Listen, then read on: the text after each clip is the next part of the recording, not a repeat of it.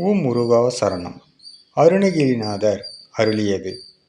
நாம் முருகனையே நினைத்திருந்தால் நம்மை கோள்கள் ஏதும் ஒன்றும் செய்யாது என்பதற்கு அவர் அருளியது.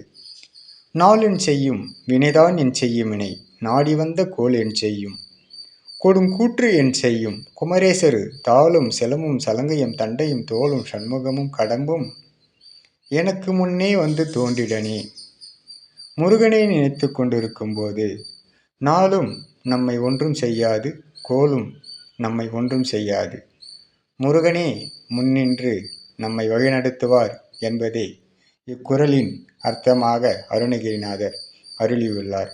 அப்பன் முருகன் அருளால் சகலமும் பெற்று வளமுடன் நலமுடன் வாழ எல்லாம் வல்ல ஆறுமுகப் பெருமானின் அருள் எல்லோருக்கும் கிடைத்து உலகம் உய்ய வாழ்வாங்கு வாழ்வதற்கு முருகனே சான்று. ஓம் முருகா சரணம்.